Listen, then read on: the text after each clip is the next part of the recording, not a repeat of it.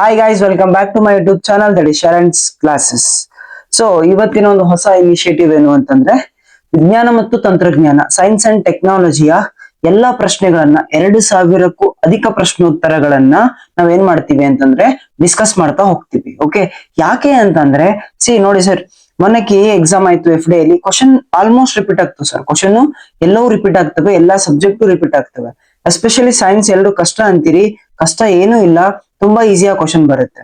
ಯಾಕಂದ್ರೆ ಮೊನ್ನೆ FD ಒಂದು ಎಕ್ಸಾಮ್ ಆಯ್ತು KA ಅವ್ರ ಕಡೆಯಿಂದ 708 ಎಕ್ಸಾಮ್ ಆಯ್ತು. ಸೊ ಅದರಲ್ಲಿ ಏನು ಅಂತಂದ್ರೆ 11 ಕ್ವಶನ್ಗಳು ನಿಮ್ಮ ಸೈನ್ಸ್ ಅಂಡ್ ಟೆಕ್ ಇಂದ ಬಂದಿದ್ದಾವೆ. ಆ 11 ಕ್ವಶನ್ಗಳು 11 ಕ್ವಶನ್ಗಳು ನಿಮ್ಮ ಪ್ರೀವಿಯಸ್ ಇಯರ್ ಕ್ವಶನ್ ಆಗಿದೆ. ಸೊ ಪ್ರೀವಿಯಸ್ ಇಯರ್ ಕ್ವಶನ್ ಅನ್ನೇ ಕೇಳಿದ್ದಾನೆ ಕಂಪ್ಲೀಟ್. ಓಕೆ, ಸೊ ಒಂದು ಕ್ವಶನ್ ಮಾತ್ರ ಅಪ್ಲೈಡ್ ಆಗಿ ಕೇಳಿದಾನೆ, ಬಟ್ ಆದ್ರೂ ಕೂಡ ಅದ್ರ ಥೀಮ್ ಆಲ್ರೆಡಿ ರಿಪೀಟ್ ಆಗಿತ್ತು ಸರ್. ಸೊ ಹಾಗಾಗಿ ಎಲ್ಲಾ ಕ್ವಶನ್ಗಳು ರಿಪೀಟ್ ಆಗ್ತಕ್ಕಂಥ ಚಾನ್ಸಸ್ ಜಾಸ್ತಿ. ಹಾಗಾಗಿ ನಾವು ಪ್ರೀವಿಯಸ್ ಇಯರ್ ಕ್ವಶನ್ಸ್ ಅನ್ನ ನೋಡ್ತಾ ಹೋಗೋಣ. ಕೇವಲ PC ಅಲ್ಲ, PS ಅಲ್ಲ, ಅಪ್ ಟು KS ವರೆಗೂ SDA, FDA, PC, PSI, KEA ಎಲ್ಲಾ ಎಕ್ಸಾಮ್ದು ಸೈನ್ಸ್ ಅಂಡ್ ಟೆಕ್ ಕ್ವಶನ್ ಗಳನ್ನ ನಾವು ಪಾರ್ಟ್ ವೈಸ್ ಮಾಡ್ತಾ ಹೋಗ್ತೀವಿ. ಒಂದು ವಿಡಿಯೋದಲ್ಲಿ ಅರೌಂಡ್ 30 ಕ್ವಶನ್ಸ್ ಮಾಡ್ತಾ ಹೋಗ್ತೀವಿ. ಡೈಲಿ ಒಂದೊಂದು ವಿಡಿಯೋ ಮಾಡ್ತಾ ಹೋಗ್ತೀನಿ. 30 ಕ್ವಶನ್ ಮಾಡ್ತಾ ಹೋಗಿ ಸೊ 2000ಕ್ಕೂ ಅಧಿಕ ಪ್ರಶ್ನೋತ್ತರಗಳನ್ನ ನಾವು ಕಂಪ್ಲೀಟ್ ಮಾಡಿ ಮತ್ತೆ ಬೇರೆ ಸಬ್ಜೆಕ್ಟ್ಗೆ ಹೋಗೋಣ. ರೈಟ್, ಸೊ ಇವತ್ತು ಫಸ್ಟ್ ಸೈನ್ಸ್ ಅಂಡ್ ಟೆಕ್ನಾಲಜಿ ನೋಡೋಣ. ಅದರಲ್ಲಿ PSI ಇಲ್ಲಿ ಬಂದಿರತಕ್ಕಂಥ ಕ್ವಶನ್ಸ್ ಇವತ್ತು ನೋಡ್ತಾ ಹೋಗ್ತಿದೀವಿ. ರೈಟ್, ಸೊ ನೋಡಿ, ಫಸ್ಟ್ ಕ್ವಶನ್ ಏನಿದೆ ಅಂತಂದ್ರೆ, ಸಾಪೇಕ್ಷ ಸಿದ್ಧಾಂತವನ್ನ ಪ್ರತಿಪಾದನೆ ಮಾಡಿದವರು ಯಾರು? ಸಾಪೇಕ್ಷ ಸಿದ್ಧಾಂತ, ಥಿಯರಿ ಆಫ್ ರಿಲೇಟಿವಿಟಿ, E=mc² ಅಂತ ಕೊಡ್ತಾರೆ. ಯಾರು? Option A Maxwell, option B Newton, option C Albert Einstein, option D Bertrand Russell ಅಂತ. ಸೊ ಸಾಪೇಕ್ಷ ಸಿದ್ಧಾಂತವನ್ನು ಕೊಟ್ಟವರು ನಿಮ್ಗೆಲ್ಲ ಗೊತ್ತೇ ಇದೆ, option C Albert Einstein. E=mc² ಅಂತ ಒಂದು ಸೂತ್ರವನ್ನ ಕೊಡ್ತಾರೆ, ಅದೇ ಸಾಪೇಕ್ಷ ಸಿದ್ಧಾಂತ ಅಂತ ಹೇಳಿ ಕರಿತೀವಿ. ಇಂಪಾರ್ಟೆಂಟ್. ಓಕೆ, ನೆಕ್ಸ್ಟ್ ಕ್ವಶನ್ ನೋಡ್ರಿ, ಸಸ್ಯಗಳು ಜೀವವಿದೆ ಅಂತ ಗುರುತಿಸಿದ ಭಾರತೀಯ ವಿಜ್ಞಾನಿ ಯಾರು? ಸಸ್ಯಗಳು ಕೂಡ ಜೀವ ಇದೆ ಅಂತ ಹೇಳಿರ್ತಕ್ಕಂಥ ಭಾರತೀಯ ವಿಜ್ಞಾನಿ ಯಾರು? Option A Abdul Kalam, option B CV Raman, option C Jagadish Chandra Bose, option D Ramanujan. Okay, so ಸಸ್ಯಗಳಿಗೆ ಜೀವ ಇದೆ ಅಂತ ಹೇಳಿದವ್ರು ಯಾರು ಅಂತಂದ್ರೆ ಆಪ್ಷನ್ C ಜಗದೀಶ್ ಚಂದ್ರ ಬೋಸ್ ಅಂತ ನೋಡ್ತೀವಿ. ಜಗದೀಶ್ ಚಂದ್ರ ಬೋಸ್ ಅಂತ ನೋಡ್ತೀವಿ, ಆಪ್ಷನ್ C ನೋಡ್ತೀವಿ. ಓಕೆ, ಅದೇ ರೀತಿ ನೆಕ್ಸ್ಟ್ ಕ್ವಶನ್ ನೋಡ್ತಾ ಹೋಗ್ರಿ, ಹಿಮೋಗ್ಲೋಬಿನ್ ನಲ್ಲಿರುವ ಲೋಹದ ಅಂಶ ಯಾವುದು? ಹಿಮೋಗ್ಲೋಬಿನ್ ನಲ್ಲಿರುವ ಲೋಹದ ಅಂಶ. ಆಪ್ಷನ್ A ಸತು, ಆಪ್ಷನ್ B ಕಬ್ಬಿಣ, ಆಪ್ಷನ್ C ತಾಮ್ರ, ಆಪ್ಷನ್ D ಮೆಗ್ನೀಷಿಯಂ. ಸೊ ಉತ್ತರ ಯಾವುದು ಅಂತಂದ್ರೆ ಆಪ್ಷನ್ B ಕಬ್ಬಿಣ. ಹಿಮೋಗ್ಲೋಬಿನ್ ಅಲ್ಲಿ ಕಬ್ಬಿಣದ ಅಂಶ ಇರುತ್ತೆ.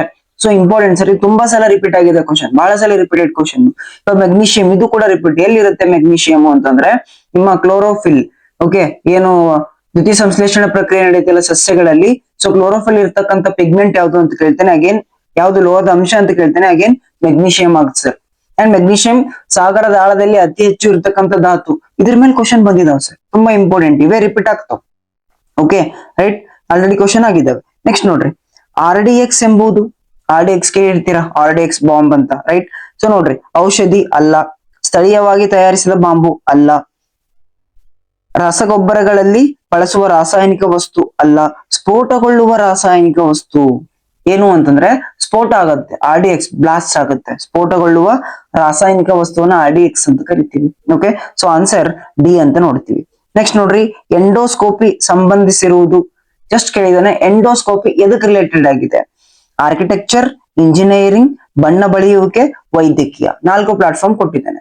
ಎಂಡೋಸ್ಕೋಪಿ ಎದಕ್ಕೆ ಯೂಸ್ ಮಾಡ್ತಾರೆ ಸರ್ ಅಂತಂದ್ರೆ ದೇಹದ ಅಂಗಗಳಲ್ಲಿ, ಸೊ ದೇಹದ ಒಳಗಿನ ಅಂಗಗಳನ್ನ ವೀಕ್ಷಣೆ ಮಾಡ್ಲಿಕ್ಕೆ ವೈದ್ಯಕೀಯ ಪರ್ಪಸ್ ಯೂಸ್ ಮಾಡ್ತಾರೆ, ಮೆಡಿಕಲ್ ಪರ್ಪಸ್ ಯೂಸ್ ಮಾಡ್ತಾರೆ. So option D sir, option D. So ಎಂಡೋಸ್ಕೋಪಿಯನ್ನ ಅಲ್ಲಿ ಬಳಕೆ ಮಾಡ್ತೀವಿ. ಓಕೆ, ಇದ್ರ ಮೇಲೆ ಮತ್ತೊಂದು ಕ್ವಶನ್ ಬರುತ್ತೆ ಸರ್, ಎಂಡೋಸ್ಕೋಪಿ ಯಾವ ತತ್ವದ ಮೇಲೆ ಕಾರ್ಯನಿರ್ವಹಿಸುತ್ತದೆ ಅಂತ ಕೇಳ್ತಾರೆ. ನಿಮ್ಮ ಲೈಟ್ ಚಾಪ್ಟರ್ ಅಲ್ಲಿ ಬರುತ್ತೆ, ಎಂಡೋಸ್ಕೋಪಿ ಯಾವ ತತ್ವದ ಮೇಲೆ ಕಾರ್ಯವನ್ನು ನಿರ್ವಹಿಸುತ್ತದೆ ಅಂತ ಕೇಳ್ತಾರೆ. ಸೊ ಅದು ಕೂಡ important question. Total internal reflection, ಸಂಪೂರ್ಣ ಆಂತರಿಕ ಪ್ರತಿಫಲನ, ಇವು ರಿಪೀಟ್ ಆಗ್ತಾವ ಸರ್. ಕ್ವಶನ್ ರಿಪೀಟ್ ಆಗಿದ್ದಾವೆ. ನೀವು ಕಂಟಿನ್ಯೂ ಇದೇ ಒಂದು ಸೀರೀಸ್ ನೋಡ್ತಾ ಹೋಗ್ರಿ, ಎಲ್ಲಾ ವಿಡಿಯೋಸ್ನು ಕ್ವಶನ್ ಎಷ್ಟು ರಿಪೀಟ್ ಆಗಿದೆ ಅಂತ ನಾನು ನಿಮ್ಗೆ ತೋರಿಸ್ತಾ ಬರ್ತೀನಿ. ಓಕೆ, ರೈಟ್, ನೆಕ್ಸ್ಟ್ ನೋಡ್ರಿ, ಆಮ್ಲ ಮಳೆಗೆ ಕಾರಣ ಯಾವುದು? ಆಮ್ಲ ಮಳೆಗೆ ಕಾರಣ, ಆಸಿಡ್ ರೇನ್ ಏನ್ ಕಾರಣ? ವಾಹನ ಮಾಲಿನ್ಯ, ಜಲ ಮಾಲಿನ್ಯ, ಕೈಗಾರಿಕೆ ಮಾಲಿನ್ಯ, ಅಣು ಬಾಂಬು. ಸೊ ಆನ್ಸರ್ ಯಾವುದು ಅಂತಂದ್ರೆ ಕೈಗಾರಿಕೆ ಮಾಲಿನ್ಯ. ಇದು ನಿಮ್ಗೆ ಕಾನ್ಸೆಪ್ಟ್ ಗೊತ್ತಿತ್ತು ಅಂದ್ರೆ ಆನ್ಸರ್ ಮಾಡ್ತೀರಿ ಸರ್, ಬಹಳ ಈಸಿ, ಬೇಸಿಕ್ ಆಗಿ ಕೇಳಿದ್ದೇನೆ. ಆಮ್ಲ ಮಳೆ ಕಾನ್ಸೆಪ್ಟ್ ವೆರಿ ಇಂಪಾರ್ಟೆಂಟ್, ಎನ್ವಿರಾನ್ಮೆಂಟ್ ಅಲ್ಲೂ ಬರುತ್ತೆ, ಸೈನ್ಸ್ ಅಲ್ಲೂ ಬರುತ್ತೆ, very important concept. So NO2 ಮತ್ತು SO2 ರಾಸಾಯನಿಕಗಳನ್ನ ಯಾವ ಬಿಡ್ತವೆ ಅಂತಂದ್ರೆ ಕೈಗಾರಿಕೆಗೆ ಬಿಡ್ತವೆ. ಅವು ವಾಟರ್ ವೇಪರ್ ಜೊತೆ ನಿಮ್ಮ ವಾತಾವರಣದಲ್ಲಿ ಸೇರ್ಕೊಂಡು ಏನಾಗ್ತವೆ ಅಂತಂದ್ರೆ ಸಲ್ಫೂರಿಕ್ ಆಸಿಡ್ ಮತ್ತು ನೈಟ್ರಿಕ್ ಆಸಿಡ್ ಕನ್ವರ್ಟ್ ಆಗುತ್ತೆ. ಅದು ಮಳೆ ಜೊತೆ ಸೇರಿದಾಗ ನಿಮಗೆ ಆಮ್ಲ ಮಳೆ ಬರುತ್ತೆ. ಸೊ ಆಮ್ಲ ಮಳೆ ಪಿ ಎಚ್ ವ್ಯಾಲ್ಯೂ ಕೇಳ್ತಾನೆ, <5.6 ಅಂತ. ಸೊ ಇವೆಲ್ಲ ಇಂಪಾರ್ಟೆಂಟ್ ಕೇಳಿದಾನೆ. ಆಮ್ಲ ಮಳೆ ಕಾನ್ಸೆಪ್ಟ್ ವೆರಿ ಇಂಪಾರ್ಟೆಂಟ್, ನೀವು ನೋಡ್ಕೋಬೇಕು ಅದ್ರ ಬಗ್ಗೆ. Okay right. ನಾನು ಕಂಪ್ಲೀಟ್ ಎಕ್ಸ್ಪ್ಲನೇಷನ್ ಕೊಡ್ತಾ ಇಲ್ಲ, PPT ಹಾಕಿಲ್ಲ. ಯಾಕೆ ಅಂತಂದ್ರೆ ಎಲ್ಲವೂ ಕವರ್ ಮಾಡೋದಾಗಲ್ಲ. ನಾವು ಕ್ವಶನ್ ಹೆಂಗ್ ಬರ್ತಿದಾವ ನೋಡ್ಬೇಕು. ನೀವು ಇದ್ರ ಮೇಲೆ ಕ್ವಶನ್ ನೋಡ್ಕೊಂಡು ಕ್ವಶನ್ ಅರ್ಥ ಮಾಡ್ಕೊಂಡು ಇದ್ರ ಮೇಲೆ ಯಾವ್ಯಾವ ರೀತಿ ಓದ್ಬೇಕು ಅಂತ ನೀವು ಡಿಸೈಡ್ ಮಾಡ್ಬೇಕು. ಆತರ ಬುಕ್ ಆದ್ರೂ ಓದ್ರಿ, ನೋಟ್ಸ್ ಆದ್ರೂ ಓದ್ರಿ. ಓಕೆ, ಕ್ವಶನ್ ಯಾವ ರೀತಿ ಇದಾವೆ ಅನ್ನೋದನ್ನ ತೋರಿಸ್ತಿದ್ದೀನಿ ಅಷ್ಟೇ. ಓಕೆ, ನೆಕ್ಸ್ಟ್ ನೋಡ್ರಿ, ಮಾನವ ಶರೀರದಲ್ಲಿ ಕೊಲೆಸ್ಟ್ರಾಲ್ ಇರುವುದು ಯಾವ ಭಾಗದಲ್ಲಿ? ಕೊಲೆಸ್ಟ್ರಾಲ್ ಎಲ್ಲಿ ಕಂಡು ಬರ್ತದೆ ಅಂತ ಕೇಳ್ತಾರೆ. ರಕ್ತ, ಹೊಟ್ಟೆ, ಶ್ವಾಸಕೋಶ, ಹೃದಯ. ಕೊಲೆಸ್ಟ್ರಾಲ್ ಎಲ್ಲಿ ಕಂಡು ಬರ್ತದೆ ಅಂತಂದ್ರೆ, ಸೊ ಇಂಪಾರ್ಟೆಂಟ್, ರಿಪೀಟ್ ಆಗಿದೆ ಕ್ವಶನ್, ರಕ್ತದಲ್ಲಿ ಕಂಡು ಬರುತ್ತೆ. ಓಕೆ, ಕೊಲೆಸ್ಟ್ರಾಲ್ ರಕ್ತದಲ್ಲಿ ಕಂಡು ಬರುತ್ತೆ. ರೈಟ್. ನೆಕ್ಸ್ಟ್ ನೋಡ್ರಿ, ಪ್ಯಾರಾಸಿಟಮಲ್ ಗೊತ್ತೇ ಅದ ರೀ. ಪ್ಯಾರಾಸಿಟಮಲ್ ತೋತಿರಲ್ಲ, ಗೋಳಿ ತಗೋತೀರಿ ಎದಕ್ಕ? ಜ್ವರ ಬಂದಾಗ. ರೈಟ್. ಪ್ಯಾರಾಸಿಟಮಲ್ ಏನ್ ಮಾಡ್ತದೆ? ಆಂಟಿಬಯೋಟಿಕ್, ಜ್ವರ ನಿವಾರಿಸುತ್ತದೆ. ಹೊಟ್ಟೆ ಹುಣ್ಣಿಗೆ ಪರಿಹಾರ, ಸಲ್ಫಾ ಔಷಧಿ ಅಂತೆ. ಸೊ ಆಪ್ಷನ್ ಬಿ ಜ್ವರ ನಿವಾರಣೆ ಮಾಡ್ತದೆ ಪ್ಯಾರಾಸಿಟಮಲ್ ಗೋಲಿ. ಹೌದ್ರಿ. ನೆಕ್ಸ್ಟ್, ಆಮ್ಲಜನಕ ಸಂಶೋಧಕರಲ್ಲಿ ಇವರು ಒಬ್ಬರು. ಆಮ್ಲಜನಕದ ಸಂಶೋಧನೆ ಮಾಡಿದವರು ಇವರು ಒಬ್ರು ಅಂತೆ. John Dalton, so atomic theory ಕೊಡ್ತಾರೆ. ನ್ಯೂಟನ್ಸ್ ಲಾ ಆಫ್ ಮೋಷನ್ಸ್ ಕೊಡ್ತಾರೆ. ಜೋಸೆಫ್ ಪ್ರುಸ್ಲೆ ಏನ್ ಮಾಡ್ತಾರೆ? ಆಮ್ಲಜನಕದ ಸಂಶೋಧನೆಯನ್ನ ಮಾಡ್ತಾರೆ. Okay right. ಸೊ ನೆಕ್ಸ್ಟ್ ನೋಡ್ರಿ, ಸಸ್ತನಿಗಳಲ್ಲಿ, ನೆಕ್ಸ್ಟ್ ಕ್ವಶನ್, ಸಸ್ತನಿಗಳಲ್ಲಿ ಅಂದ್ರೆ ಮ್ಯಾಮಲ್ಸ್, ಗಂಡಿನ ಕ್ರೋಮೋಸೋಮ್ಸ್ ಹೀಗೆ ತೋರಿಸುವರು. ಸೊ ಮ್ಯಾಮಲ್ಸ್ ಗಳಲ್ಲಿ ಕ್ರೋಮೋಸೋಮ್ ವರ್ಣತಂತುಗಳು ಯಾವ ರೀತಿ ಇಂಡಿಕೇಟ್ ಮಾಡ್ತೀವಿ ಗಂಡಿನ ಅಂತ ಕೇಳಿದ್ದಾರೆ. ನೋಡ್ರಿ, XY, YY, XX ಯಾವುದು ಅಲ್ಲ. ಸಿ ಆನ್ಸರ್ ಏನು ಅಂತಂದ್ರೆ option A XY. Option A X ಮತ್ತು Y ಇಂದ ಇಂಡಿಕೇಟ್ ಮಾಡ್ತೀವಿ. XX ಅನ್ನೋದು ಹೆಣ್ಣಿನ ಕ್ರೋಮೋಸೋಮ್ ಆಗುತ್ತೆ. XX ಅನ್ನೋದು ಹೆಣ್ಣಿನ ಕ್ರೋಮೋಸೋಮ್, XY ಅನ್ನೋದು ಗಂಡಿನ ಕ್ರೋಮೋಸೋಮ್. YY ಯಾವುದು ಇಲ್ಲ ಸರ್, YY ಇಲ್ಲ. ಓಕೆ, ಸೊ XX ಹೆಣ್ಣು, XY ಗಂಡು. ಸೊ ಇದೊಂದು ಐರನ್ ಏನ್ ತಿಳ್ಕೊಬೇಕು ಎಲ್ರು, ಈ ಪಾಯಿಂಟ್ ತುಂಬಾ ಅರ್ಥ ಮಾಡ್ಕೋಬೇಕು. ಏನು ಅಂತಂದ್ರೆ ಇವಾಗ ನೀವು ಯಾರು ಲೆಸನ್ಸ್ ಕೇಳ್ಕೊಂಡಿರ್ತೀರಿ ಹ್ಯೂಮನ್ ರಿಪ್ರೊಡಕ್ಷನ್ ಅವ್ರಿಗೆ ಗೊತ್ತಿರುತ್ತೆ. ಓಕೆ, ಸೊ ಯಾರಿಗ್ ಗೊತ್ತಿರಲ್ಲ ಒಂದ್ ಸ್ವಲ್ಪ ಹೇಳ್ತೀನಿ ಕೇಳ್ರಿ. ಏನು ಅಂತಂದ್ರೆ ಇವಾಗ ನಮ್ಮ ಭಾರತೀಯ ಸಮಾಜದಲ್ಲಿ ಏನ್ ಮಾಡ್ತಾರೆ ಅಂತಂದ್ರೆ ಹೆಣ್ಣು ಮಕ್ಕಳನ್ನ ಗಂಡು ಮಗು ಜನ್ಮ ನೀಡಿಲ್ಲ ಅಂತ ದೂಷಿಸ್ತಾರೆ. ಹೌದಾ? ಇವಾಗ ಗಂಡು ಮಗು ಹುಟ್ಟಿಲ್ಲ ಅಂದ ತಕ್ಷಣ ಹೆಣ್ಮಕ್ಳಿಗೆ ಬೈತಾರೆ, ನೀನು ನಿಮ್ ಕೈಯಿಂದ ಒಂದ್ ಗಂಡು ಕೊಡಕ್ಕಾಗಿಲ್ಲ ಹಂಗೆ ಹಂಗೆ ಅಂತ. ಹೌದಾ? ಸೊ ಇದು ಖಂಡಿತ ದೊಡ್ಡ ತಪ್ಪು ಸರ್. ಯಾಕೆ ಅಂತಂದ್ರೆ ನಾವು ಸೈಂಟಿಫಿಕಲಿ ಬಯಾಲಜಿಕಲಿ ನೋಡಿದಾಗ ಆ ಹೆಣ್ಣಿನ ಪಾತ್ರನೇ ಇರಲ್ಲ ಅಲ್ಲಿ. ಏನಿದ್ರು ಆ ಮಗು ಗಂಡು ಹೆಣ್ಣು ಅನ್ನೋದು ಗಂಡಿನ ಮೇಲೆ ಡಿಪೆಂಡ್ ಆಗಿರುತ್ತೆ. ಯಾಕೆಂದ್ರೆ XY ಕ್ರೋಮೋಸೋಮ್ ಇರೋದು ಗಂಡಿನ ಹತ್ರ, ಹೆಣ್ಣಿನ ಹತ್ರ ಅಲ್ಲ. ಓಕೆ, XY ಕ್ರೋಮೋಸೋಮ್ ಇದೆ. ಇನ್ ಕೇಸ್ ಈ XY ಅಲ್ಲಿ Y ಏನಾದ್ರು ಬಂದು ಸೇರ್ಕೊಂತು ಅಂದ್ರೆ ನಮಗ್ ಗಂಡು ಹುಟ್ಟುತ್ತೆ. ಇನ್ ಕೇಸ್ X ಬಂದು ಸೇರ್ಕೊತು ಅಂದ್ರೆ ಹೆಣ್ಣು ಹುಟ್ಟುತ್ತೆ. ಯಾರು ಕ್ಲಾಸ್ ಕೇಳ್ಕೊಂಡಿರ್ತೀರಿ ಡೀಟೇಲ್ಡ್ ಆಗಿ ಗೊತ್ತಿರುತ್ತೆ, ಅದ್ರ ಪಾಯಿಂಟ್ ಗೊತ್ತಿರ್ಲಿ. ಸೊ ಹೆಣ್ಣು ಗಂಡು ನಿರ್ಧಾರ ಮಾಡೋದು ಹೆಣ್ಣಲ್ಲ, ಅದು ಗಂಡಿನ ಮೇಲೆ ಡಿಪೆಂಡ್ ಇರುತ್ತೆ. ಓಕೆ, ಅರ್ಥ ಆಯ್ತಾ? ಫೈನ್. ಇದ್ರ ಬಗ್ಗೆ ಸ್ವಲ್ಪ ಡೀಟೇಲ್ಡ್ ಆಗಿ ಓದ್ರಿ, ಚೆನ್ನಾಗಿದೆ ಟಾಪಿಕ್. ಓಕೆ, ನೆಕ್ಸ್ಟ್ ನೋಡಿ, ಈ ಕೆಳಗಿನ ಜೋಡಣೆ ತಪ್ಪು. ಯಾವ ಜೋಡಣೆ ತಪ್ಪು? ಕರೆಕ್ಟ್ ಆಗಿ ಓದ್ಬೇಕು. ಈ ಕೆಳಗಿನ ಜೋಡಣೆ ಅಂದ ತಕ್ಷಣ ಯಾವ್ದು ಕರೆಕ್ಟ್ ಇದೆ ಹಾಕ್ತಿರಿ, ಗಡಿ ಬಿಡಿಲಿ, ಹಂಗ ಹಾಕ್ಬಾರ್ದು. ಯಾವ ಜೋಡಣೆ ತಪ್ಪು ಅಂತ ಹೇಳ್ತಿದ್ದಾರೆ, ರಾಂಗ್ ಇರೋದು ಯಾವ್ದು ಅಂತ ನೋಡ್ರಿ. ವಿಟಮಿನ್ ಡಿ ಚರ್ಮ ರೋಗ ಅಂತೆ. ಅಂದ್ರೆ ವಿಟಮಿನ್ ಡಿ ಕೊರತೆಯಿಂದ ಯಾವ ರೋಗ ಬರುತ್ತೆ ಅಂತ ಕೇಳ್ತಿದ್ದಾರೆ. ಚರ್ಮ ರೋಗ ಬರುತ್ತಾ? ನೋ, ರಿಕೆಟ್ಸ್ ಅನ್ನೋ ರೋಗ ಬರುತ್ತೆ. ವಿಟಮಿನ್ ಡಿ ಇಂದ ರಿಕೆಟ್ಸ್ ಅಂತಕ್ಕಂಥ ರೋಗ ಬರುತ್ತೆ. ಸೊ ಹಾಗಾಗಿ ಆಪ್ಷನ್ ಏನೇ ತಪ್ಪು, ಆಪ್ಷನ್ ಏನೇ ತಪ್ಪು. ಸೊ ಆದ್ರೂ ಇನ್ನೊಂದ್ಸತಿ ನೋಡೋಣ. ವಿಟಮಿನ್ ಸಿ ಸ್ಕರ್ವಿ ಕರೆಕ್ಟ್ ಇದೆ. ಬ್ಲೀಡಿಂಗ್ ಗಮ್ಸ್, ನಮ್ಮ ದವಡೆಯಲ್ಲಿ ರಕ್ತ ಬರುತ್ತೆ. ಓಕೆ, ವಿಟಮಿನ್ ಎ ರಾತ್ರಿ ಕುರುಡು. ಓಕೆ, ರಾತ್ರಿ ಅಂಧತ್ವ ಅಂತ ನೋಡ್ತೀವಿ, ಹೌದು ಕರೆಕ್ಟ್ ಇದೆ. ವಿಟಮಿನ್ ಬಿ ಬೆರ್ರಿ ಆಗ್ಬೇಕಿದು, ಚಿರ್ರಿ ಆಗಿದೆ. ಬೆರ್ರಿ ರೋಗ ಬರುತ್ತೆ. Okay right. ಸೊ ಆಪ್ಷನ್ ಎ ವಿಟಮಿನ್ ಡಿ ಚರ್ಮ ರೋಗ ತಪ್ಪು, ರಿಕೆಟ್ಸ್ ಅನ್ನೋ ರೋಗ ಬರುತ್ತೆ. ಓಕೆ, ಚಿಕ್ಕ ಮಕ್ಕಳಲ್ಲಿ ಇದ್ರೆ ಜಾಸ್ತಿ ಕಂಡು ಬರುತ್ತೆ. ಹೌದಾ? ಓಕೆ, ಇದು ಇಂಪಾರ್ಟೆಂಟ್ ಕಾನ್ಸೆಪ್ಟ್ ರೀ. ವಿಟಮಿನ್, ಯಾವ ವಿಟಮಿನ್ ಕೊರತೆಯಿಂದ ಯಾವ ರೋಗ ಬರುತ್ತೆ, ಚಾರ್ಟೇ ಇದೆ, ಜೀವಸತ್ವ ಅಂತ. ಓಕೆ, ಸೊ ಓದ್ಬೇಕು, very important concept. Next, biogas ನಲ್ಲಿ ಪ್ರಮುಖವಾಗಿರುವುದು ಯಾವುದು ಅಂತ ಕೇಳಿದ್ದಾರೆ. ಬಯೋಗ್ಯಾಸ್, ಸೊ ನಿಮ್ಮ ಮೀಥೇನ್ ಆಗಿರುತ್ತೆ. Option B methane. ಬಯೋಗ್ಯಾಸ್ ಅಂತಂದ್ರೆ ಮೀಥೇನ್, ಜಾಸ್ತಿ ಪರ್ಸೆಂಟೇಜ್ ಇರೋದು ಮೀಥೇನೇ ಆಗಿರ್ತದೆ. ಸೊ ಇಂಪಾರ್ಟೆಂಟ್ ಇದು ಕೂಡ. ಮೀಥೇನ್ ಬಗ್ಗೆ ಓದ್ಕೊಡ್ರಿ, ಇಂಪಾರ್ಟೆಂಟ್ ಕಾನ್ಸೆಪ್ಟ್. ಎನ್ವಿರಾನ್ಮೆಂಟಲ್ ಬರುತ್ತೆ ಕ್ವಶನ್. ಓಕೆ, ಜೌಗು ಅನಿಲ, ವೆಟ್ಲ್ಯಾಂಡ್ ಗ್ಯಾಸ್ ಅಂತೆಲ್ಲ ಕರಿತೀವಿ, ಅದಕ್ಕೆ ಸ್ವಲ್ಪ ಮೀಥೇನ್ ಬಗ್ಗೆ ನೋಡ್ಕೊಳ್ಬೇಕು. ರೈಟ್. ನೆಕ್ಸ್ಟ್, ಯಾವ ಕೃತಕ ಗೊಬ್ಬರಗಳಲ್ಲಿ ಅತಿ ಹೆಚ್ಚಿನ ಪ್ರಮಾಣದ ಸಸಾರಜನಕವಿದೆ? ಸಸಾರಜನಕ ಅಂದ್ರೆ ನೈಟ್ರೋಜನ್. ಯಾವ ಗೊಬ್ಬರದಾಗ ನೈಟ್ರೋಜನ್ ಜಾಸ್ತಿ ಅದ ಅಂತ್ರಿ? Ammonium phosphate, urea, ammonium nitrate and ammonium sulphate ಅಂತ ಕೇಳಿದ್ದಾರೆ. So option B urea. Urea okay, option B ಯೂರಿಯಾದಲ್ಲಿ ಅತಿ ಹೆಚ್ಚಿನ ನೈಟ್ರೋಜನ್ ಪ್ರಮಾಣ ಕಂಡು ಬರುತ್ತೆ. ಓಕೆ, ಆಪ್ಷನ್ ಬಿ ಅಂತ ನೋಡ್ತೀವಿ. ನೆಕ್ಸ್ಟ್ ನೋಡ್ರಿ, DNA ಫಿಂಗರ್ ಪ್ರಿಂಟಿಂಗ್ ನ ಉಪಯೋಗ ಇಲ್ಲಿದೆ. DNA ಫಿಂಗರ್ ಪ್ರಿಂಟಿಂಗ್ ಹೆಸರು ಹೇಳುತ್ತೆ, DNA ಫಿಂಗರ್ ಪ್ರಿಂಟಿಂಗ್ ಎಲ್ಲೆಲ್ಲಿ ಉಪಯೋಗ ಕಂಡು ಬರುತ್ತೆ? ವ್ಯಕ್ತಿಯನ್ನ ಗುರುತಿಸುವುದು. ಹೌದು, DNA ಫಿಂಗರ್ ಪ್ರಿಂಟಿಂಗ್ ಎದಕ್ಕೆ ತಗೋತಾರೆ? Finger print. ಸೊ ಮ್ಯಾಚ್ ಮಾಡ್ಲಿಕ್ಕೆ ಕರೆಕ್ಟ್. ಅಪರಾಧ ಶೋಧನೆ. ಹೌದು, ಎಲ್ಲಿ ಕ್ರೈಮ್ ನಡೆದಿದೆ ಪತ್ತೆ ಹಚ್ಚಲಿಕ್ಕೆ ಇದನ್ನ ಯೂಸ್ ಮಾಡ್ತಾರೆ. ಪೊಲೀಸರು ಬಂದ ತಕ್ಷಣ ಫಸ್ಟ್ ಏನ್ ಮಾಡ್ತಾರೆ? ಏನಾದ್ರು ಹ್ಯಾಂಡ್ ಮಾರ್ಕ್ಸ್ ಇದೆಯಾ ಅಂತಾನೆ ಚೆಕ್ ಮಾಡ್ತಾರೆ. ಹೌದು, ಅದು ಕೂಡ ಕರೆಕ್ಟ್. ವ್ಯಕ್ತಿಯ ತಂದೆ ತಾಯಿ ಯಾರು ಅನ್ನೋದು ನಿರ್ಧರಿಸುವುದು. ಕರೆಕ್ಟೇ ಇದೆ. ಆಪ್ಷನ್ ಡಿ ಮೇಲಿನ ಎಲ್ಲಾ ಸಂದರ್ಭಗಳಲ್ಲಿ. ಸೊ ಆನ್ಸರ್ ಏನಾಗುತ್ತೆ? Option D. ಎಲ್ಲವೂ ಕೂಡ DNA ಫಿಂಗರ್ ಪ್ರಿಂಟಿಂಗ್ ನ ಉಪಯೋಗಗಳೇ ಆಗಿರ್ತವೆ. ಓಕೆ, ನೆಕ್ಸ್ಟ್ ನೋಡ್ರಿ, ಕೈ ಗಡಿಯಾರಕ್ಕೆ ಕೀ ಕೊಡುವುದರಿಂದ ಸಂಗ್ರಹವಾಗುವುದು. ಕೈ ಗಡಿಯಾರಕ್ಕೆ ಕೀ ಕೊಡುವುದರಿಂದ ಸಂಗ್ರಹವಾಗುವುದು. ಒತ್ತಡ, ಚಲನಶಕ್ತಿ, ಪ್ರಚನ ಶಕ್ತಿ, ವಿದ್ಯುತ್ ಶಕ್ತಿ ಅಂತೆ. ಆಪ್ಷನ್ ಬಿ ವಿದ್ಯುತ್ ಶಕ್ತಿ, ಪೊಟೆನ್ಶಿಯಲ್ ಎನರ್ಜಿ ಅಂತ ಕರಿತೀವ್ರಿ. ಓಕೆ, ಶಕ್ತಿ ಸಂಗ್ರಹ ಆಗ್ತಿದೆ, ಕೀ ಕೊಡೋದ್ರಿಂದ ಶಕ್ತಿ ಸಂಗ್ರಹ ಆಗುತ್ತೆ. ಅದು ಚಾಲು ಆಯ್ತು ಅಂತಂದ್ರೆ ಮತ್ತೆ ಚಲನ ಶಕ್ತಿ. ಹೌದಾ? ಸೊ ಸಂಗ್ರಹ ಆಗಿದೆ ಅಂತಂದ್ರೆ ಪ್ರಚನ್ನ ಶಕ್ತಿ ಅಂತ ಕರಿತೀವಿ, ಸಂಗ್ರಹಣಾ ಶಕ್ತಿ ಅಂತಾನು ಕರಿತೀವಿ, potential energy. Okay, next question ನೋಡ್ರಿ. ಇವೆಲ್ಲ PSI ಕ್ವಶನ್ ರೀ. PSI ಪ್ರೀವಿಯಸ್ ಇಯರ್ ಕ್ವಶನ್ಸ್ ಮಾಡ್ತಿದೀವಿ. ಓಕೆ, ತಲೆಯಲ್ಲಿರ್ಲಿ. ಒಂದು ವಸ್ತುವಿನ ಭಾರ ಅತ್ಯಧಿಕವಾಗಿರುವುದು. ಸೊ ಒಂದು ವಸ್ತುವಿನ ಭಾರ, ವೇಟ್ ಎಲ್ಲಿ ಜಾಸ್ತಿ ಇರ್ತದೆ? ಜಲಜನಕದಲ್ಲಿ, ನಿರ್ವಾತದಲ್ಲಿ, ನೀರಿನಲ್ಲಿ, ಗಾಳಿಯಲ್ಲಿ. ಸೊ ಆಪ್ಷನ್ ಬಿ ಗೊತ್ತಿರ್ಲಿ, ನಿರ್ವಾತದಲ್ಲಿ, ವ್ಯಾಕ್ಯೂಮ್ ಅಂತ ಕರಿತೀವಿ. ವ್ಯಾಕ್ಯೂಮ್, ನಿರ್ವಾತ, ಬಾಹ್ಯಾಕಾಶದಲ್ಲಿ ವ್ಯಾಕ್ಯೂಮ್ ಇದೆ ಅಂದ್ರೆ ಯಾವುದೇ ಗಾಳಿಯ ಪ್ರಮಾಣ ಇರಲ್ಲ, ಯಾವುದೇ ವಾತಾವರಣದ ಅಂಶಗಳೇ ಅಲ್ಲಿ ಇರಲ್ಲ. ಅದನ್ನ ನಿರ್ವಾತ ಅಂತ ಕರಿತೀವಿ, ವ್ಯಾಕ್ಯೂಮ್ ಅಂತ ಕರಿತೀವಿ. ಅಲ್ಲಿ ವೇಟ್ ಜಾಸ್ತಿ ಇರ್ತದೆ ಅಂತ ನೋಡ್ತೀವಿ. ಓಕೆ, ಅತ್ಯಧಿಕವಾಗಿರ್ತದೆ. ನೆಕ್ಸ್ಟ್, ಬೆದರಿದ ಬೆಕ್ಕು ಓಡಿ ಹೋಗಲು ಅಥವಾ ಹೊಡೆದಾಡಕ್ಕೆ ಪ್ರೇರೇಪಿಸುವ ಹಾರ್ಮೋನು ಯಾವುದು ಅಂತ ಕೇಳಿದ್ದಾರೆ. Option A insulin, option B testosterone, option C epinephrine, option D oestrogen. Okay, ನೋಡಿ ಸರ್, ಇವೆಲ್ಲ ನಿಮ್ಗೆ ಹಾರ್ಮೋನ್ಸ್ ವೆರಿ ಇಂಪಾರ್ಟೆಂಟ್. ಇವೆಲ್ಲ ಇಂಪಾರ್ಟೆಂಟ್ ಹಾರ್ಮೋನ್ಸ್. ಓಕೆ, ಇವಾಗ ಇನ್ಸುಲಿನ್ ಬಗ್ಗೆ ನಿಮ್ಗೆ ಗೊತ್ತಿರುತ್ತೆ, ಟೆಸ್ಟೋಸ್ಟಿರಾನ್ ಗೊತ್ತಿರುತ್ತೆ, ಈಸ್ಟ್ರೋಜನ್ ನಿಮ್ಗೆ ಗೊತ್ತಿರುತ್ತೆ. ಹೌದಾ? ಸೊ ನೀವು ಎಲಿಮಿನೇಟ್ ಮಾಡ್ಬೋದು ಗೊತ್ತಿಲ್ಲ ಅಂತಂದ್ರು. ಇವಾಗ ನೋಡ್ರಿ, ಹೊಸದಾಗಿ ಕಾಣ್ತಿರೋದು ಎಫಿನೆಫ್ರೈನ್. ಎಫಿನೆಫ್ರೈನ್ ಅಂತಕ್ಕಂಥ ಹಾರ್ಮೋನ್. ಸೊ ಇದು ಬೆದರಿದ ಬೆಕ್ಕು ಓಡಿ ಹೋಗಲು ಕಾರಣ ಆಗುತ್ತೆ. ಅಂಡ್ ಟೆಸ್ಟೋಸ್ಟಿರಾನ್, ಈಸ್ಟ್ರೋಜನ್ ಇವೆಲ್ಲ ಸೆಕ್ಸ್ ಹಾರ್ಮೋನ್ಸ್ ಇದಾವೆ. ಓಕೆ, ಲೈಂಗಿಕ ಹಾರ್ಮೋನ್ಗಳು ಕಂಡು ಬರ್ತವೆ. ರೈಟಾ? ಓಕೆ, ಸೊ ಕಾನ್ಸೆಪ್ಟ್ ಗೊತ್ತಿದ್ರೆ ಇದು easy question sir. Easy question, eliminate ಮಾಡ್ಬಿಡ್ಬೋದು ನೀವು ಆಪ್ಷನ್. ನೆಕ್ಸ್ಟ್ ನೋಡ್ರಿ, ಈರುಳ್ಳಿ, ಉಳ್ಳಾಗಡ್ಡಿ. ಯಾರೋ ಉತ್ತರ ಕರ್ನಾಟಕದವ್ರು ತೆಗೆದಿದ್ದಾರೆ ಕ್ವಶನ್ ಪೇಪರ್. ಉಳ್ಳಾಗಡ್ಡಿ, ಈರುಳ್ಳಿ ಮಾರ್ಪಾಟ್ ಅಂದ್ರೆ ಅದ್ರ ಮಾಡಿಫಿಕೇಶನ್ ಕೇಳ್ತಿದ್ದಾರೆ. ಈರುಳ್ಳಿ ಏನಾಗಿ ಮಾರ್ಪಾಡಾಗಿದೆ ಅಂತ. ಸೊ ಆಪ್ಷನ್ ಎ ಹೂವು, ಬೇರು, ಕಾಂಡ, ಎಲೆ. ಸೊ ಆನ್ಸರ್ ಏನು ಅಂತಂದ್ರೆ ಕಾಂಡ. ಆಕ್ಚುಲಿ ಈರುಳ್ಳಿ ಕಾಂಡ, ಅದನ್ನ ನಾವು ತಿಂತೀವಿ, ಮಾಡಿಫಿಕೇಶನ್ ಮಾಡ್ಕೊಂಡಿದೆ ಅದು. ಸೊ ಆಪ್ಷನ್ ಸಿ ಕಾಂಡ. ಮಾಡಿಫಿಕೇಶನ್ ಇನ್ ಪ್ಲಾಂಟ್ಸ್, ಸಸ್ಯಗಳಲ್ಲಿ ಏನ್ ಬದಲಾವಣೆ ಮಾಡ್ಕೊಂಡಿದಾವೆ, ಇಂಪಾರ್ಟೆಂಟ್ ಕಾನ್ಸೆಪ್ಟ್ ನೋಡ್ಕೊಳ್ಬೇಕು. ನೆಕ್ಸ್ಟ್, ದ್ರವಸ್ಥಾನ ಪಲ್ಲಟ, ಥಿಯರಿ ಆಫ್ ಲಿಕ್ವಿಡ್ ಡಿಸ್ಪ್ಲೇಸ್ಮೆಂಟ್ ತತ್ವದ ಪ್ರತಿಪಾದನೆ ಪ್ರಸಿದ್ಧರಾದವರು. ದ್ರವಸ್ಥಾನ ಪಲ್ಲಟ, ಥಿಯರಿ ಆಫ್ ಲಿಕ್ವಿಡ್ ಡಿಸ್ಪ್ಲೇಸ್ಮೆಂಟ್, ಇದನ್ನ ಕೊಟ್ಟೋರು ಯಾರು ಅಂತ ಕೇಳ್ತಿದ್ದಾರೆ. Option A Aristotle, option B Euclid, option C Archimedes, option D ಯಾರು ಅಲ್ಲ, ಆಪ್ಷನ್ ಸಿ ಆರ್ಕಿಮಿಡಿಸ್. ಸರ್ ನೋಡಿ, ರಿಪೀಟ್ ಆಗ್ತಾ ಅಂತ ಹೇಳಿದೀನಿ. ಈ ದ್ರವಸ್ಥಾನ ಪಲ್ಲಟ ಆರ್ಕಿಮಿಡಿಸ್ ನ ತತ್ವ ಅಂತ ಬರುತ್ತೆ. ಈ ಕ್ವಶನ್ ಮೇಲೆ, ಈ ಥೀಮ್ ಮೇಲೆ ಇವಾಗ FDL ಕ್ವಶನ್ ಇದೆ.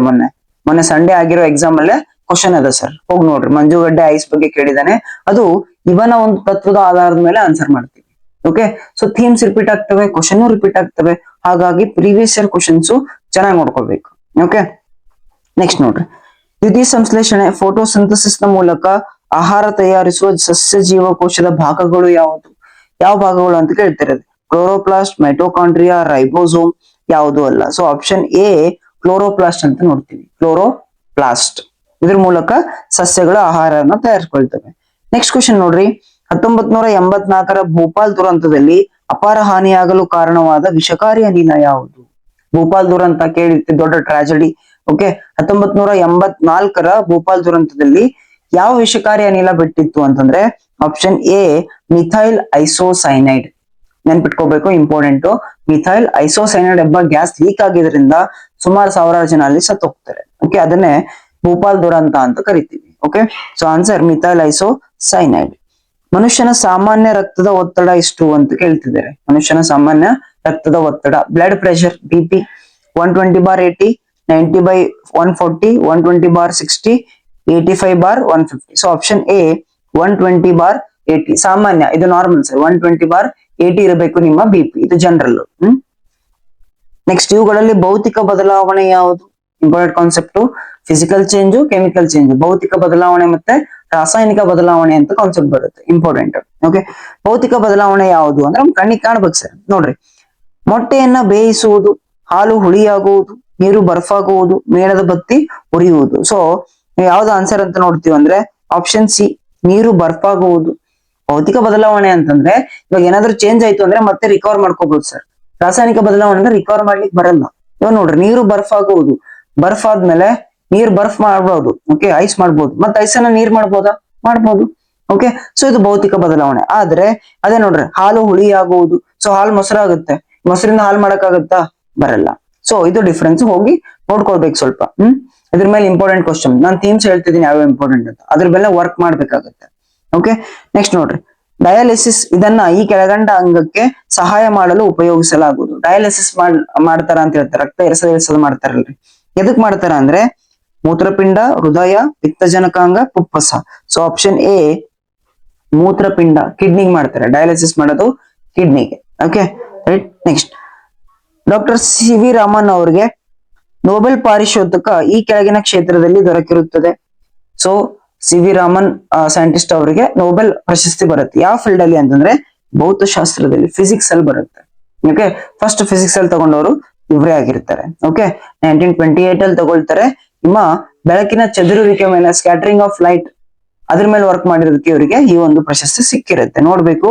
ಸೊ ರಾಷ್ಟ್ರೀಯ ವಿಜ್ಞಾನ ದಿನ ಅಂತನೂ ಆಚರಣೆ ಮಾಡ್ತೀವಿ ಇವ್ರ ಹೆಸರ ಮೇಲೆ. ಯಾಕೆ ಅಂತಂದ್ರೆ ಅವತ್ತೇ ಅವರು ತಮ್ಮ ಥಿಯರಿಯನ್ನ ಮಂಡನೆ ಮಾಡ್ತಾರೆ. ಇದು ಕೂಡ ಕ್ವಶನ್ ಆಗಿದೆ, ಇದ್ರ ಬಗ್ಗೆ ಸ್ವಲ್ಪ ನೋಡ್ಕೊಳ್ಬೇಕಾಗುತ್ತೆ. ಓಕೆ, ನೆಕ್ಸ್ಟ್, ಏಡ್ಸ್ ಕಾಯಿಲೆ ಪ್ರಸಾರವಾಗಲು ಅತಿ ಕಡಿಮೆ ಸಾಧ್ಯತೆ ಇರುವ ಕಾರಣ. ನೋಡ್ರಿ, ಏಡ್ಸ್ ಟ್ರಾನ್ಸ್ಫಾರ್ಮ್ ಆಗ್ಬೇಕು ಅಂದ್ರೆ ಅತಿ ಕಡಿಮೆ ಸಾಧ್ಯತೆ ಇರುವ ಕಾರಣ ಯಾವುದು ಅಂತ ಕೇಳ್ತಿದ್ದೇನೆ ಈ 4ರಲ್ಲಿ. ಸೊಳ್ಳೆ ಕಡಿತ, ಈ ಕಾಯಿಲೆಯಿಂದ ಲೈಂಗಿಕ ಸಂಬಂಧ, ಕಲುಷಿತ ರಕ್ತ ಸಂಯೋಜನೆ, ಸಂಸ್ಕರಿಸದ ಶೂದಿ ಪಿಚ್ಚಕಾರಿ ಬಳಕೆ. ನೋಡ್ರಿ, ಹೆಂಗೆ ಏಡ್ಸ್ ಟ್ರಾನ್ಸ್ಫಾರ್ಮ್ ಆಗುತ್ತೆ ಅಂತ ಪೂರ್ತಿ ಕೇಳ್ತಿಲ್ಲ, ಯಾವ್ದರಿಂದ ಕಡಿಮೆ ಟ್ರಾನ್ಸ್ಫಾರ್ಮ್ ಆಗುತ್ತೆ ಅಂತ ಕೇಳ್ತಿದ್ದೇನೆ. ಕರೆಕ್ಟ್ ಆಗಿ ನೋಡ್ಬೇಕು. ಲೈಂಗಿಕ ಸಂಬಂಧ ಮಾಡೋದ್ರಿಂದ, ಸೋಂಕಿತರಿಂದ, ಏಡ್ಸ್ ಇರೋ ಜೊತೆ ನಾವು ಲೈಂಗಿಕ ಸಂಪರ್ಕ ಮಾಡೋದ್ರಿಂದ ಬರುತ್ತೆ, ಡೆಫಿನೆಟ್ಲಿ ಬರುತ್ತೆ. ಕಲುಷಿತ ರಕ್ತ ಸಂಯೋಜನೆ, ಸೊ ಬ್ಲಡ್ ಮಿಕ್ಸ್ ಆಗೋದ್ರಿಂದ ಬರುತ್ತೆ. ಅಂಡ್ ಸಂಸ್ಕರಿತ ಸೂಜಿ, ಇಂಜೆಕ್ಷನ್ ಮಾಡ್ತೀವಲ್ಲ ಸರ್, ಇಂಜೆಕ್ಷನ್ ಒಬ್ಬರಿಂದ ಒಬ್ಬರಿಗೆ ಯೂಸ್ ಮಾಡ್ತೀವಿ, ಅದರಿಂದನೂ ಏಡ್ಸ್ ಬರುತ್ತೆ. ಆದರೆ ಆಪ್ಷನ್ ಎ, ಸೊಳ್ಳೆ ಕಡಿತದಿಂದ ಏಡ್ಸ್ ಬರೋ ಚಾನ್ಸಸ್ ತುಂಬಾ ಕಡಿಮೆ, ಬರಲ್ಲ ಅಂತ ಹೇಳ್ಬೋದು, ಬಟ್ ತುಂಬಾ ಕಡಿಮೆ ಅಂತ ಹೇಳ್ತೀವಿ. Okay, right. ಪುಣ್ಯ ಅನ್ಕೇಳ್ರಿ, ಇನ್ ಕೇಸ್ ಸೊಳ್ಳೆಯಿಂದ ಏನಾದ್ರೂ ಏಡ್ಸ್ ಟ್ರಾನ್ಸ್ಫಾರ್ಮ್ ಆಗ್ತಿತ್ತು ಅಂತಂದ್ರೆ ನಮ್ಮ ದೇಶವೇ ಅಥವಾ ಇಡೀ ವರ್ಲ್ಡ್ ಏನಾಗ್ತಿತ್ತು ಅಂದ್ರೆ ಏಡ್ಸ್ ಇಂದ ಪೀಡಿತ ಆಗ್ತಾ ಇತ್ತು. ಹೌದಾ? ಯಾಕೆ ಸೊಳ್ಳೆ ಎಲ್ಲರೂ ಕಚ್ಕೊಂತೀವಿ, ಹೌದಲ್ರಿ? ಸೊ ಸೊಳ್ಳೆ ಕಡಿತದಿಂದ ಲೀಸ್ಟ್ ಟ್ರಾನ್ಸ್ಫಾರ್ಮ್ ಆಗುತ್ತೆ ಏಡ್ಸ್ ರೋಗ. ಓಕೆ, ನೆಕ್ಸ್ಟ್, ಭಾರತದ ಪ್ರಥಮ ಬಾಹ್ಯಾಕಾಶ ಯಾತ್ರಿ ಯಾರು? ಫಸ್ಟ್ ಟೈಮ್ ಯಾರಾಗಿದ್ದಾರೆ ಅಂತ? ರಾಕೇಶ್ ಶರ್ಮಾ, ರಾಕೇಶ್ ವರ್ಮಾ, ಸುನಿಲ್ ಶರ್ಮಾ, ಯಶ್ಪಾಲ್ ಶರ್ಮಾ. ನೋಡ್ರಿ, ಆಪ್ಷನ್ ಎ ಮತ್ತು ಬಿ ಅಲ್ಲಿ ಕನ್ಫ್ಯೂಸ್ ಮಾಡಿದ್ದಾನೆ. ರಾಕೇಶ್ ಅಂತ ಗೊತ್ತು, ಶರ್ಮಾನ ವರ್ಮನ್ ಅಂತ ಮತ್ತೆ ಕನ್ಫ್ಯೂಷನ್ ಆಗುತ್ತೆ. But option A Rakesh Sharma ಅವರು ಇಂಪಾರ್ಟೆಂಟ್. ಅಂಡ್ ನೆಕ್ಸ್ಟ್, ಇತ್ತೀಚೆಗೆ ಶುಭಾಂಶು ಶುಕ್ಲಾ ಅವರು ಕೂಡ ಹೋಗಿದ್ದಾರೆ, ಅವ್ರ ಬಗ್ಗೆ ಓದ್ಕೊಳ್ರಿ, ಕ್ವಶನ್ ಬರುತ್ತೆ ಡೆಫಿನೆಟ್ಲಿ. ಓಕೆ, ಅವರು 2ನೇ ಭಾರತದ ಬಾಹ್ಯಾಕಾಶ ಯಾತ್ರಿ ಆಗ್ತಾರೆ ಅಂಡ್ ಮೊದಲ ಭಾರತೀಯ ಆಗ್ತಾರೆ ಎಲ್ಲಿಗೆ? ISS ಗೋಳಕ್ಕೆ. ಓಕೆ, ಇಂಟರ್ನ್ಯಾಷನಲ್ ಸ್ಪೇಸ್ ಸ್ಟೇಷನ್, ಅಂತಾರಾಷ್ಟ್ರೀಯ ಬಾಹ್ಯಾಕಾಶ ನಿಲ್ದಾಣಕ್ಕೆ ಹೋಗುತ್ತಾ ಏಕೈಕ ಫಸ್ಟ್ ಭಾರತೀಯ ಯಾರು ಅಂದ್ರೆ ಶುಭಾಂಶು ಶುಕ್ಲಾ ಆಗ್ತಾರೆ. ಸೊ ಅವ್ರ ಬಗ್ಗೆ ಓದ್ಕೊಳ್ರಿ, ಈ ಥೀಮ್ ಜೊತೆ ಅದನ್ನು ಇಂಪಾರ್ಟೆಂಟ್ ಆಗುತ್ತೆ. ಓಕೆ, ನೆಕ್ಸ್ಟ್ ನೋಡ್ರಿ, ಇದರ ಮೂಲಕ ಹಾಯುವಾಗ ಬೆಳಕಿನ ವೇಗವು ಕನಿಷ್ಠ ಮಿತಿಯಲ್ಲಿರುತ್ತದೆ. ಸೊ ಇದ್ರ ಮೂಲಕ ಹೋಗ್ಬೇಕಾದ್ರೆ ಬೆಳಕು ತುಂಬಾ ಸ್ಲೋ ಆಗಿ ಹೋಗುತ್ತಂತೆ. ಸೊ ಗಾಜು, ನೀರು, ನಿರ್ವಾತ ಪ್ರದೇಶ, ಗಾಳಿ. ಸೊ ಆಪ್ಷನ್ ಎ ಗಾಜು, ಆಪ್ಷನ್ ಎ ಗಾಜು. ಸೊ ಅದ್ರ ಬೆಳಕಿನ ಲಕ್ಷಣನೇ ಇದೆ, ಏನು ಅಂತಂದ್ರೆ ಮಾಧ್ಯಮದ ಸಾಂದ್ರತೆ ಹೆಚ್ಚಾದಂತೆ ಅದರ ವೇಗ ಕಡಿಮೆ ಆಗುತ್ತೆ. ಗಾಳಿಲಿ ತುಂಬಾ ಫಾಸ್ಟ್ ಬರುತ್ತೆ, ಘನ ಮಾಧ್ಯಮ ಬಂದಾಗ ಸ್ವಲ್ಪ ಸ್ಪೀಡು ಸ್ಲೋ ಆಗುತ್ತೆ. ಹೌದಾ? ಸೊ ಓದ್ಕೊಳ್ರಿ. ಬಟ್ ಆನ್ಸರ್ ಏನು ಅಂತಂದ್ರೆ ಆಪ್ಷನ್ ಎ. ಸೂರ್ಯನ ಕಿರಣಗಳಿಂದ ಈ ವಿಟಮಿನ್ ದೊರೆಯುತ್ತದೆ. ನೋಡ್ರಿ, ಇವಾಗ ಜಸ್ಟ್ ವಿಟಮಿನ್ ಕ್ವಶನ್ ಸಾಲ್ವ್ ಮಾಡಿದ್ವಿ. ಓಕೆ, ವಿಟಮಿನ್ ಡಿ, ರಿಕೆಟ್ಸ್, ಚರ್ಮ ರೋಗ, ತಪ್ಪಾದ ಜೋಡಿ ಅಂತೇಳಿ ಮತ್ತೆ ವಿಟಮಿನ್ ಮೇಲೆ ಕ್ವಶನ್ ಅದ ಸರ್. ಆ ಚಾರ್ಟ್ ಓದ್ಕೊಂಡ್ರೆ ಡೆಫಿನೆಟ್ಲಿ ಒಂದು ಕ್ವಶನ್ ಬರ್ತದೆ. ಸೂರ್ಯ ಕಿರಣಗಳಿಂದ ಯಾವ ವಿಟಮಿನ್ ಸಿಗ್ತದೆ? ಅಫ್ಕೋರ್ಸ್ ವಿಟಮಿನ್ ಡಿ ಸಿಗ್ತದೆ. Option D vitamin D. ಇದು ಸಿಕ್ಕಿಲ್ಲ ಅಂತಂದ್ರೆ, ಇದು ಕಡಿಮೆ ಆಯ್ತು ಅಂದ್ರೆ ನಮ್ಗೆ ರಿಕೆಟ್ಸ್ ರೋಗ ಬರೋದು. Okay, right. ನೆಕ್ಸ್ಟ್, ಪೆನ್ಸಿಲಿನ್ ಔಷಧಿಯನ್ನ ಕಂಡು ಹಿಡಿದವರು. ಪೆನ್ಸಿಲಿನ್ ಔಷಧಿನ ಯಾರು ಕಂಡು ಹಿಡಿತಾರೆ? Louis Pasteur, Alexander Fleming, Robert Koch, ಇವರಾರು ಅಲ್ಲ. So option B Alexander Fleming sir. Penicillin ಔಷಧಿ ಕಂಡು ಹಿಡಿದವರು ಅಲೆಕ್ಸಾಂಡರ್ ಫ್ಲೇಮಿಂಗ್ ಅಂತವರು ಕಂಡುಹಿಡಿತಾರೆ. ಓಕೆ, ಆಕ್ಚುಲಿ ಬೈ ಮಿಸ್ಟೇಕ್ ಆಗಿ ಕಂಡುಹಿಡಿತಾರೆ. ಇವ್ರದೊಂದು ಸ್ಟೋರಿ ಅದ ರೀ, ಮಜಾ ಅದ, ಬಟ್ ಟೈಮ್ ಇಲ್ಲ, ನೋಡ್ಕೊಡ್ರಿ, ಕೇಳ್ಕೊಡ್ರಿ ಯಾರಿಂದಾದ್ರು. Okay right. ನೆಕ್ಸ್ಟ್ ನೋಡ್ರಿ, ಮಲೇರಿಯಾ ರೋಗವು ಇದರಿಂದ ಹರಡುತ್ತದೆ. ಮಲೇರಿಯಾ ರೋಗ ಯಾವ ರೀತಿ ಹರಡುತ್ತೆ ಅಂತ. ಓಕೆ, ಗಾಳಿಯಿಂದ, ನೀರಿನಿಂದ, ಹೆಣ್ಣು ಅನಾಫಿಲಿಸ್ ಸೊಳ್ಳೆ, ಗಂಡು ಅನಾಫಿಲಿಸ್ ಸೊಳ್ಳೆ. ಸೊ ಹೆಣ್ಣು ಅನಾಫಿಲಿಸ್ ಸೊಳ್ಳೆಯಿಂದ ನಿಮ್ಮ ಮಲೇರಿಯಾ ರೋಗ ಹರಡುತ್ತೆ. ಓಕೆ, ಮಲೇರಿಯಾ ರೋಗ ಹೆಣ್ಣು ಅನಾಫಿಲಿಸ್ ಸೊಳ್ಳೆ ಅಂತಕ್ಕಂತ ಸೊಳ್ಳೆಯಿಂದ ಹರಡುತ್ತೆ ಒಬ್ಬರಿಂದ ಒಬ್ಬರಿಗೆ. ಓಕೆ, ನೆಕ್ಸ್ಟ್ ನೋಡ್ರಿ, ಎಕ್ಸ್ರೇ ಅನ್ನ ಕಂಡು ಹಿಡಿದವರು. ಎಕ್ಸ್ರೇ ಅನ್ನ ಕಂಡು ಹಿಡುವುದು. Option A madam Curie, option B Einstein, option C Roentgen, option D ಯಾರು ಇಲ್ಲ. ಆದ್ರೆ option C Roentgen, William Roentgen ಅಂತ ಬರ್ತಾರೆ. ಇವರು ಎಕ್ಸ್ರೇ ಅನ್ನ ಕಂಡು ಹಿಡಿತಾರೆ. ಎಕ್ಸ್ರೇ ಅನ್ನ ಕಂಡು ಹಿಡಿತಾರೆ. ನೆಕ್ಸ್ಟ್ ನೋಡ್ರಿ, ಸಾರ್ವತ್ರಿಕ ಗುರುತ್ವಾಕರ್ಷಣ ಶಕ್ತಿಯ ನಿಯಮಗಳನ್ನ ಪ್ರತಿಪಾದನೆ ಮಾಡಿದವರು ಯಾರು. ಗುರುತ್ವಾಕರ್ಷಣ ನಿಯಮ, ಗ್ರಾವಿಟೇಷನಲ್ ಲಾ ಕೊಟ್ಟೋರು ಯಾರು ಅಂತ ಕೇಳಿದ್ದಾರೆ. ತುಂಬಾ ಫೇಮಸ್ ಇದ್ದಾರೆ. ಯಾರು ಅಂತ? Kepler, Newton, Galileo, Copernicus. ಯಾರು ಅಂತ ಕಮೆಂಟ್ ಮಾಡಿ ತಿಳಿಸಿ. ಓಕೆ, ಕಮೆಂಟ್ ಸೆಕ್ಷನ್ ಇದಕ್ಕೆ ಆನ್ಸರ್ ಕೊಡಿ. ಗುರುತ್ವಾಕರ್ಷಣ ಶಕ್ತಿಯ ನಿಯಮವನ್ನ ಕೊಟ್ಟೋರು ಯಾರು ಅಂತ ಕೇಳಿದ್ದಾರೆ. Right. So try to answer this question. Next ನೋಡ್ರಿ, ಕಬ್ಬಿಣಕ್ಕೆ ತುಕ್ಕು ಹಿಡಿದಾಗ ಅದರ ತೂಕ. ಕಬ್ಬಿಣಕ್ಕೆ ತುಕ್ಕು ಹಿಡಿದಾಗ, ಸೊ ಕರೋಷನ್ ಇಂಪಾರ್ಟೆಂಟ್ ಆಗುತ್ತೆ. ಓಕೆ, ಕರೋಷನ್ FD ಅಲ್ಲಿ ಇದ್ರ ಮೇಲೆ ಕ್ವಶನ್ ಇದೆ. ಇವಾಗ ಏನಿದ್ರು ತುಕ್ಕು ಹಿಡಿದಾಗ ಅಂತ ಕೇಳ್ತಿದೀವಲ್ಲ, ಸೇಮ್ ಕ್ವಶನ್ ರಿಪೀಟ್ ಆಗಿದೆ ನಿಮ್ಮ FDA ಮೊನ್ನೆ ಎಕ್ಸಾಮ್ ಅಲ್ಲಿ. ಕೊರೋಷನ್ ಮೇಲೆ. ಕೊರೋಷನ್ ಟಾಪಿಕ್ ಬಹಳ ಇಂಪಾರ್ಟೆಂಟ್. ಓಕೆ, ತುಕ್ಕು ಹಿಡಿಯೋದು ಆ ಒಂದು ಕಾನ್ಸೆಪ್ಟ್ ಇಂಪಾರ್ಟೆಂಟ್. ಕೇವಲ ಕಬ್ಬಿಣಕ್ಕಲ್ಲ, ಬೆಳ್ಳಿಗೂ ತುಕ್ಕು ಹಿಡಿಯುತ್ತೆ, ತಾಮ್ರಕ್ಕೂ ತುಕ್ಕು ಹಿಡಿಯುತ್ತೆ. ಅದ್ರ ಬಗ್ಗೆ ಓದ್ಕೊಳ್ರಿ, ಇಂಪಾರ್ಟೆಂಟ್. ಮೊನ್ನೆ FD ಅಲ್ಲಿ ಕ್ವಶನ್ ಬಂದಿದೆ ನೋಡ್ರಿ. ಥೀಮ್ ರಿಪೀಟ್ ಆಗ್ಯದಲ್ರಿ, ಸ್ವಲ್ಪ ಬಿಯಾಂಡ್ ಅಲ್ಲಿ ಕೇಳಿದಾನಷ್ಟೇ. ತುಕ್ಕು ಹಿಡಿದಾಗ ಅದರ ತೂಕ ಏನಾಗ್ತದೆ? ಹೆಚ್ಚಾಗ್ತದೆ, ಕಡಿಮೆ ಆಗ್ತದೆ, ಯಾವ ಬದಲಾವಣೆ ಆಗೋದು, ಮತ್ತೆ ಯಾವುವು ಅಲ್ಲ. ಸೊ ಎಲ್ರು ಥಿಂಕ್ ಮಾಡ್ತೀರಿ ತುಕ್ಕು ಹಿಡಿದಾಗ ವೇಟ್ ಕಡಿಮೆ ಆಗುತ್ತೆ. ಸೊ ಖಂಡಿತ ಅಲ್ಲ, ವೇಟ್ ಜಾಸ್ತಿ ಆಗುತ್ತೆ ಸರ್. Option A. ತುಂಬಾ ಜನ ಇಲ್ಲೇ ತಪ್ಪು ಮಾಡ್ತೀರಿ. ಕಬ್ಬಿಣಕ್ಕೆ ತುಕ್ಕು ಹಿಡಿದಾಗ ಅದರ ಒಂದು ತೂಕ ಏನಾಗುತ್ತೆ? ಹೆಚ್ಚಾಗುತ್ತೆ, ಕಡಿಮೆ ಆಗಲ್ಲ ಸರ್. ಅದರ ಒಂದು ಕೆಪಾಸಿಟಿ ಏನಿದೆ, ಸ್ಟ್ರೆಂತ್ ಏನಿದೆ, ವೀಕ್ ಆಗುತ್ತೆ ಹೊರತು ಅದರ ವೇಟ್ ಜಾಸ್ತಿ ಆಗುತ್ತೆ. ಯಾಕೆಂತಂದ್ರೆ ಆಕ್ಸೈಡ್ ಫಾರ್ಮೇಶನ್ ಆಗುತ್ತೆ. ತುಕ್ಕು ಹಿಡಿದಾಗ ಅದ್ರ ಮೇಲೆ ಫೆರಿಕ್ ಆಕ್ಸೈಡ್ ಫಾರ್ಮೇಶನ್ ಆಗುತ್ತೆ, ಹಿಂಗಾಗಿ ವೇಟ್ ಜಾಸ್ತಿ ಆಗುತ್ತೆ. Okay right. ಸೊ ಇದು ಅರೌಂಡ್ ಒಂದು 30 ಕ್ವಶನ್ಸ್ ಇದಾವೆ ಹೆಚ್ಚು ಕಡಿಮೆ. ಓಕೆ, ಪ್ರತಿ ವಿಡಿಯೋ ಒಂದು 30 ಕ್ವಶನ್ಸ್ ಎಲ್ಲಾ ಸಬ್ಜೆಕ್ಟ್ ಮಾಡ್ತಾ ಹೋಗೋಣ. ಪ್ರೀವಿಯಸ್ ಇಯರ್ ಕ್ವಶನ್ಸ್ ನಾವು ಎಲ್ಲವೂ ಮಾಡಿದ್ವಿ ಅಂತಂದ್ರೆ, ಒಂದ್ ಸಬ್ಜೆಕ್ಟ್ 7,000 ಕ್ವಶನ್ಸ್ ನಾವು ಮಾಡಿದ್ವಿ ಅಂತಂದ್ರೆ ಅದಕ್ಕಿಂತ ಹೆಚ್ಚು ಮಾಡೋದು ಆಗಲ್ಲ ಸರ್. ಇಷ್ಟೇ ಮಾಡ್ಬೇಕು, ಬಟ್ ಇಷ್ಟೇ ಮಾಡಲ್ಲ ತುಂಬಾ ಜನ. ಓಕೆ, ಗೊತ್ತಿದ್ರು ಮಾಡ್ಲಿಕ್ಕೆ ಕಷ್ಟ ಆಗುತ್ತೆ. ರೈಟಾ? ಸೊ ಹಾಗಾದ್ರೆ ನೆಕ್ಸ್ಟ್ ವಿಡಿಯೋದಲ್ಲಿ ಮತ್ತೆ ಸಿಗ್ತೀನಿ, ಮತ್ತೆ ಒಂದು 30 ಕ್ವಶನ್ ಜೊತೆ. ಓಕೆ, ಸೊ ಯಾರು ಇನ್ನು ಚಾನಲ್ ಸಬ್ಸ್ಕ್ರೈಬ್ ಆಗಿಲ್ಲ, ಸಬ್ಸ್ಕ್ರೈಬ್ ಆಗಿ. ಎಲ್ಲಾ ಸಬ್ಜೆಕ್ಟ್ ಮೇಲೂ ಪ್ರೀವಿಯಸ್ ಇಯರ್ ಕ್ವಶನ್ಸ್ ನಾನು ಮಾಡ್ಕೊಡ್ತೀನಿ ಅಂತ ಹೇಳ್ತಾ ಮತ್ತೆ ಮುಂದಿನ ವಿಡಿಯೋದಲ್ಲಿ ಸಿಗ್ತೀನಿ. ಸೊ ಅಲ್ಲಿವರೆಗೂ ಟೇಕ್ ಕೇರ್, ಬಾಯ್.